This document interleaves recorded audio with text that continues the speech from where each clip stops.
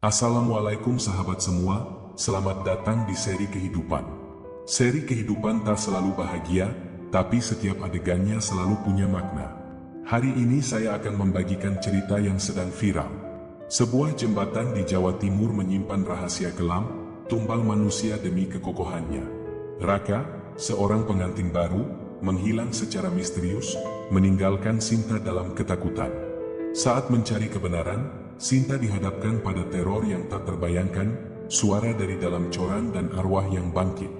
Benarkah Raka telah tiada, atau ada sesuatu yang lebih mengerikan menanti di balik reruntuhan? Oh ya, sebelum lanjut, ayo subscribe dulu di channel Seri Kehidupan. Beri like pada video ini dan tulis Kobil Tu di kolom komentar. Selamat menyaksikan. Hujan deras mengguyur desa kecil di Jawa Timur, menenggelamkan suara gemuruh petir yang sesekali menyambar langit. Di sebuah rumah sederhana, Raka dan Sinta duduk berdua, menikmati malam pertama mereka sebagai suami istri. Aroma dupa masih tercium samar dari pelaminan yang belum sepenuhnya dibereskan. Senyum di wajah mereka menggambarkan kebahagiaan yang sederhana. "Mas, akhirnya kita menikah juga," bisik Sinta sambil menyandarkan kepalanya ke bahu Raka. Raka tersenyum dan mengelus lembut rambut istrinya. "Iya, Sinta. Aku janji akan selalu menjagamu." Namun, momen itu seketika buyar saat suara ponsel Raka bergetar di meja kecil di samping mereka. Dengan enggan, Raka meraih ponselnya dan melihat nama yang tertera di layar. Wajahnya berubah serius. "Siapa, Mas?" tanya Sinta, merasa tak nyaman dengan ekspresi suaminya. "Mandor proyek," jawab Raka singkat. Ia segera menerima panggilan itu.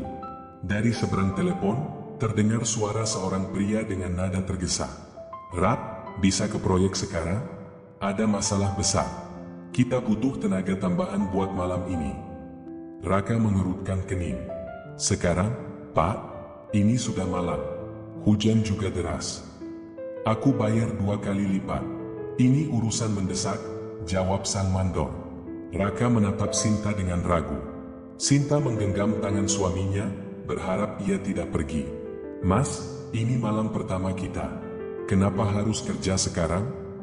Raka menghela napas panjang.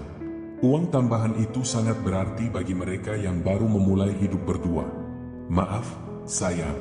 Aku janji tidak akan lama." Tanpa menunggu persetujuan lebih lanjut, Raka mengambil jaketnya dan melangkah keluar. Hujan menyambutnya dengan dingin, membasahi tanah yang sudah berubah menjadi lumpur. Sinta berdiri di ambang pintu, melihat suaminya menghilang dalam gelap. Jam terus berdetak. Sinta duduk gelisah di ruang tamu, menunggu kabar dari Raka. Namun, hingga dini hari, suaminya belum juga pulang. Ponselnya tak bisa dihubungi. Sinta tak bisa menunggu lebih lama. Dengan hati berdebar, ia meraih payung dan berlari menuju proyek jembatan Porong, tempat suaminya bekerja. Saat tiba di lokasi, suasana sepi. Hanya ada suara angin yang berdesir di antara besi-besi konstruksi yang menjulang tinggi. Sinta mendekati beberapa pekerja yang masih berjaga di sana. "Pak, apa Mas Raka masih di sini?" tanyanya dengan suara penuh harap. Para pekerja saling berpandangan, ragu-ragu sebelum akhirnya salah satu dari mereka menjawab dengan suara pelan, "Raka? Dia tidak ada di sini." Jantung Sinta mencelos. "Tapi tadi malam dia ke sini. Dia dipanggil mandor." Tak ada yang menjawab. Mereka hanya menunduk dan menghindari tatapannya. Hati Sinta semakin tidak tenang. Matanya menelusuri area proyek yang dipenuhi bahan bangunan. Lalu, matanya tertuju pada satu titik, sebuah gundukan semen basah yang belum mengering. Perasaan aneh menyelinap di dadanya. Langkahnya gemetar saat mendekati tumpukan itu. Ada sesuatu yang tidak beres. Sinta berdiri mematung di depan gundukan semen yang masih basah. Hatinya berdebar kencang. Ada sesuatu yang membuatnya merinding tanpa alasan. Angin malam berembus dingin, membawa aroma tanah basah dan debu semen yang menyengat. Ia menoleh ke para pekerja yang masih berdiri di dekatnya. Tatapan mereka menghindar, seolah menyembunyikan sesuatu. "Pak, tadi malam suami saya ke sini. Kalau dia tidak ada, lalu kemana?" Suara Sinta terdengar putus asa. Seorang pria tua dengan wajah penuh kerut mendekatinya. "Nak, lebih baik pulang. Jangan banyak bertanya, bisiknya lirih. Sinta menggeleng. Tidak, saya harus menemukan Mas Raka. Tanpa memedulikan tatapan orang-orang, Sinta berjongkok di samping corang yang belum mengering itu. Tangannya gemetar saat menyentuh permukaannya yang masih sedikit lunak. Tiba-tiba, matanya menangkap sesuatu yang aneh. Ada bekas jari di bagian tepian corang. Jantungnya mencelos. Itu bukan bekas alat kerja. Itu seperti jejak tangan seseorang yang berusaha mencakar keluar. Sinta mundur dengan napas tersengal. Mas Allah, bisiknya ketakutan. Seorang pekerja yang lebih muda tak kuasa menahan diri. Ia melangkah maju dan berbisik, "Mbak, tolong pergi. Jangan tanya-tanya.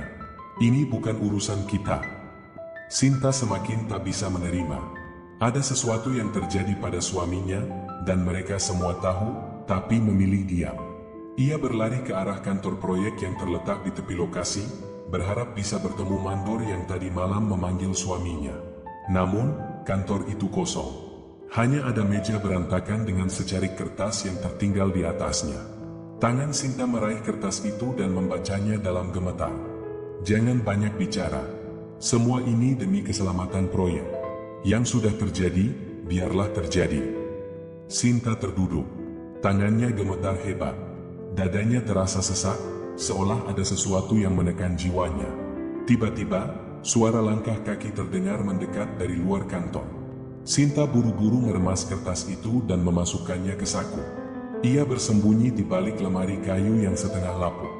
Dari celah lemari, ia melihat dua pria masuk ke ruangan. Salah satunya adalah mandor proyek. "Pastikan gak ada yang nanya-nanya soal Raka," kata mandor dengan suara dingin. "Kalau ada yang kepo, kasih peringatan."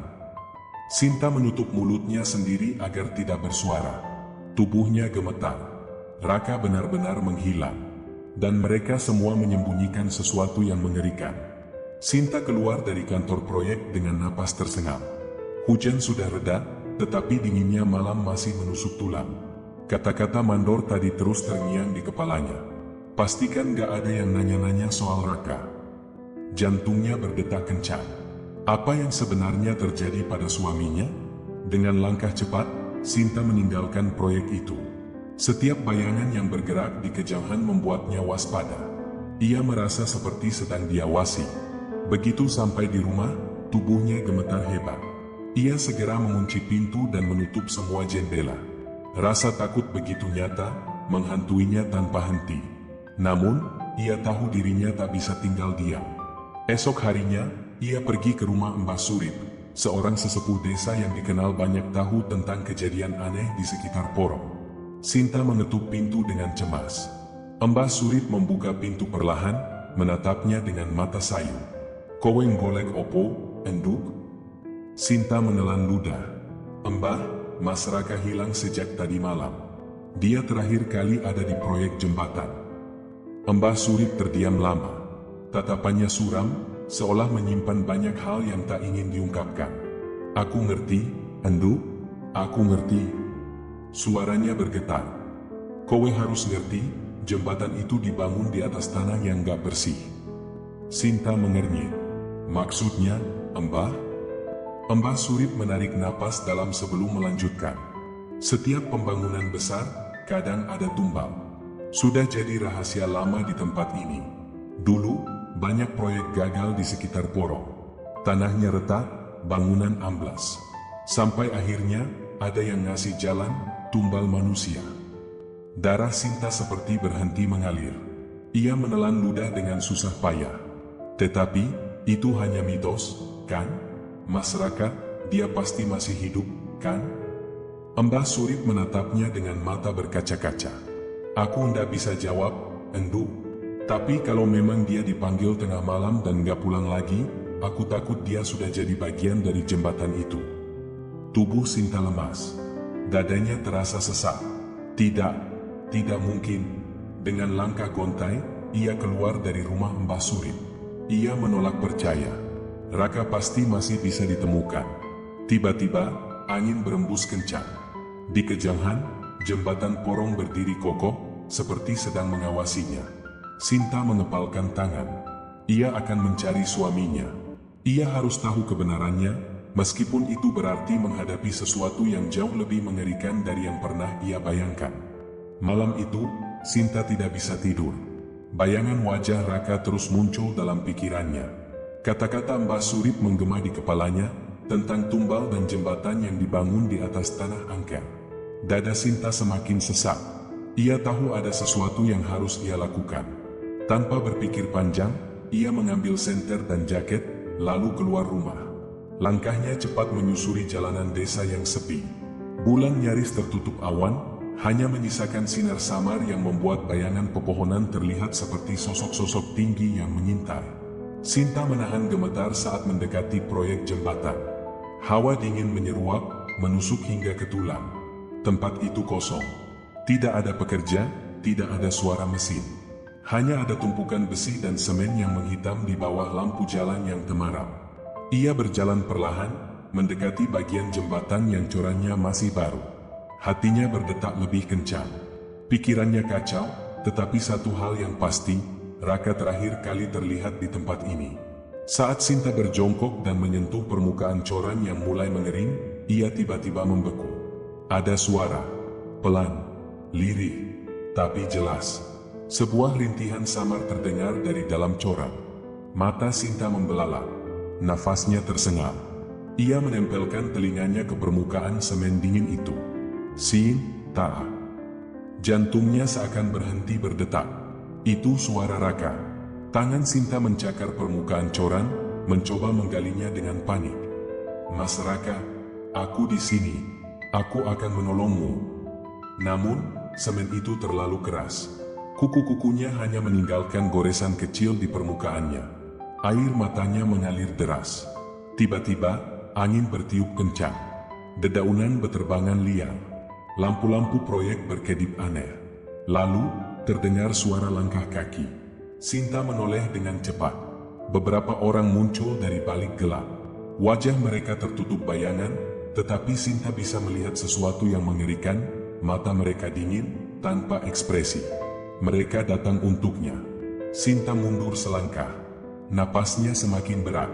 Otaknya berteriak untuk lari, tapi tubuhnya terasa membeku. Aku hanya ingin suamiku kembali. Suaranya bergetar. Salah satu pria itu melangkah maju. Suaranya terdengar rendah dan mengancam.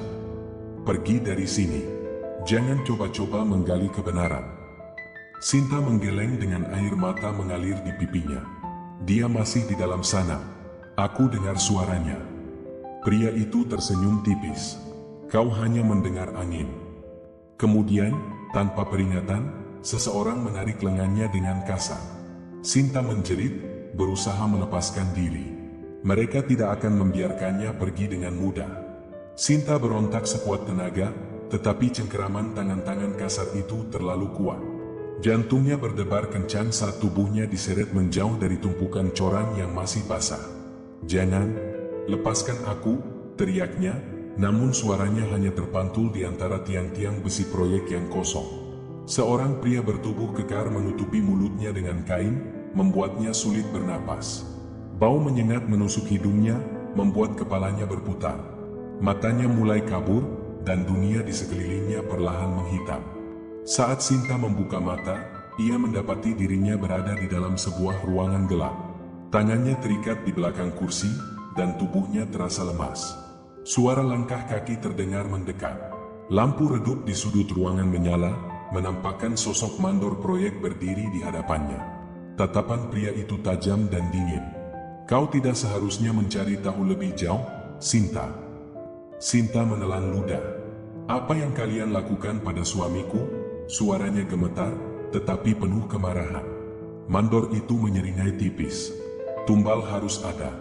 Jika tidak, jembatan itu tidak akan berdiri kokoh. Darah Sinta berdesir. Tenggorokannya tercekat. Kalian benar-benar mencor Mas Raka hidup-hidup? Pria itu tidak menjawab. Hanya ada tatapan dingin yang menjadi jawaban paling mengerikan bagi Sinta. Astagfirullah, kalian semua iblis, teriak Sinta, matanya membelalak penuh ketakutan. Mandor itu mendekatinya dan berbisik, kami hanya melakukan apa yang perlu dilakukan. Tiba-tiba, terdengar suara gemuruh dari luar. Seolah ada sesuatu yang bergerak dari bawah tanah. Dinding-dinding ruangan itu bergetar halus. Para pria yang berjaga saling berpandangan dengan wajah tegang. Lalu, suara itu terdengar lagi. Rintihan pelan. Lirih. Sinta. Mata Sinta melebar. Itu suara yang sama. Suara Raka. Mandor proyek mundur dengan ekspresi kaget. Tidak mungkin. Gumamnya. Para pekerja lain mulai gelisah. Salah satu dari mereka berbisik, jangan-jangan tumbalnya menolak. Tiba-tiba, suara dentuman keras terdengar dari arah proyek jembatan. Seperti ada sesuatu yang meledak dari dalam tanah. Lalu, terdengar suara retakan. Sesuatu sedang bangkit dari bawah sana. Tanah bergetar hebat. Suara retakan terdengar semakin jelas dari arah proyek jembatan. Sinta menahan napas, tubuhnya membeku di kursi dengan tangan masih terikat. Para pekerja yang menculiknya mulai panik. Didengar itu, suara salah satu dari mereka bergetar. Mandor proyek melangkah mundur, wajahnya pucat pasi. Tidak mungkin, coran itu sudah mengering, tidak mungkin ada yang bisa keluar dari sana. Tiba-tiba, suara itu terdengar lagi. Sinta Aa. Suara serak, namun begitu jelas. Sinta merasa bulu kuduknya meremang. Matanya membelalak. Itu suara Raka. Lalu, terdengar suara dentuman keras. Seolah ada sesuatu yang menghantam dari dalam bumi. Dinding-dinding ruangan tempat Sinta disekap mulai bergetar. Debu jatuh dari langit-langit. Para pria itu semakin ketakutan. Salah satu dari mereka berlari ke arah pintu. Aku gak mau mati di sini. Namun sebelum ia bisa menyentuh gagang pintu, sesuatu menghantamnya dengan keras. Tubuhnya terpental ke belakang, membentur dinding dengan suara keras. Semua orang terdiam. Napas mereka tersengal. Lalu, pintu itu terbuka sendiri. Angin dingin menyeruak masuk ke dalam ruangan. Bau semen basah dan tanah memenuhi udara. Cahaya dari luar memantulkan sesuatu di ambang pintu. Sinta menatap ke arah pintu dengan napas tertahan. Jantungnya berdetak begitu kencang hingga ia merasa dadanya akan meledak. Di sana, berdiri sesosok tubuh. Seluruh tubuhnya tertutup lapisan semen yang retak-retak. Wajahnya masih mengenakan baju kerja yang sama dengan malam ketika Raka pergi. Matanya kosong, pucat, namun bibirnya bergerak pelan.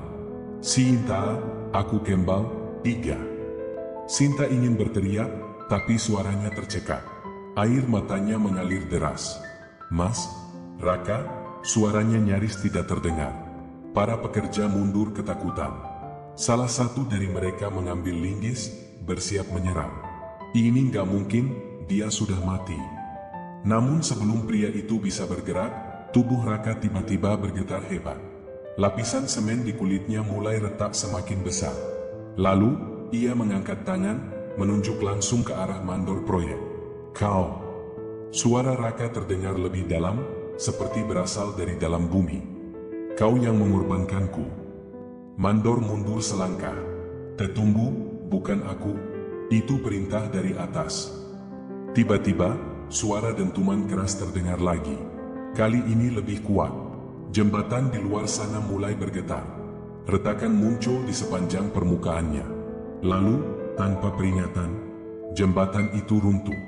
Teriakan ketakutan memenuhi udara. Mandor berusaha melarikan diri, tetapi tubuhnya terhenti. Tangannya mencengkeram lehernya sendiri, seolah ada sesuatu yang mencekik dari dalam tubuhnya.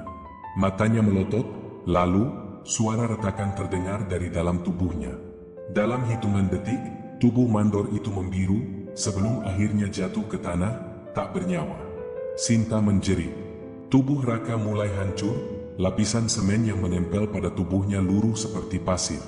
Namun sebelum tubuhnya benar-benar lenyap, ia menatap Sinta dan tersenyum lemah. Lari, Sinta.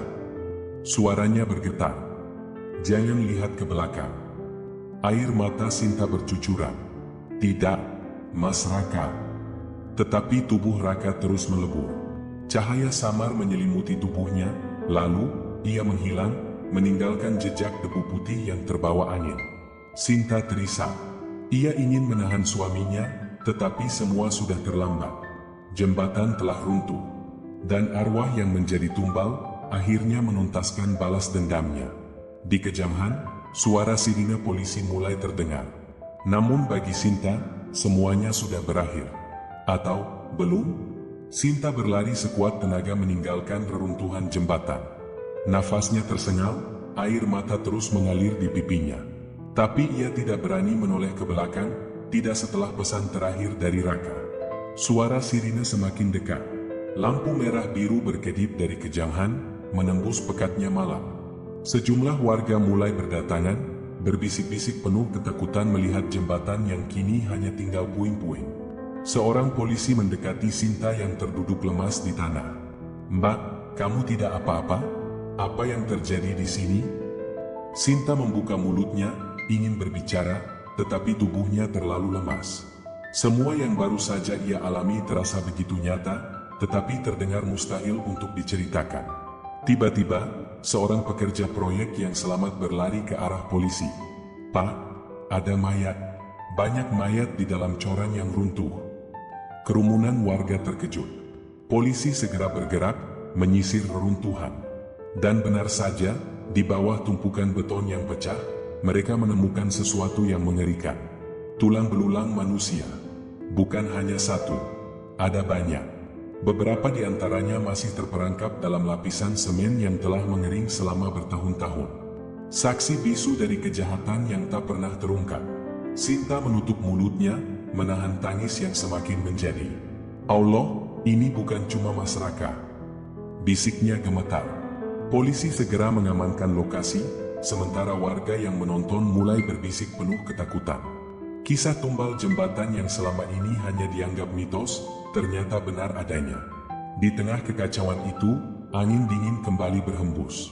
Sinta menggigil, merasakan sesuatu yang aneh. Hawa mencekam menyelimuti udara. Ia mengangkat wajahnya, dan seketika tubuhnya membeku.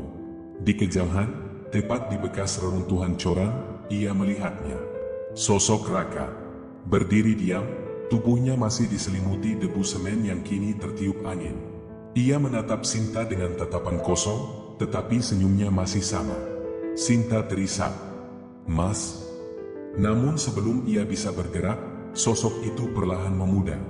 Hembusan angin terakhir membawa debu tubuhnya menjauh, hingga akhirnya hilang sepenuhnya di udara. Sinta menunduk, menangis tanpa suara. Tapi sesuatu dalam dirinya mengatakan, Raka tidak pergi sepenuhnya. Dan ketika ia kembali menatap puing-puing jembatan, ia sadar akan satu hal. Tumbal telah menuntut balas. Namun bukan berarti kutukan telah berakhir. Hikmah cerita. Dan janganlah kamu membunuh jiwa yang diharamkan Allah, membunuhnya, melainkan dengan suatu alasan yang benar.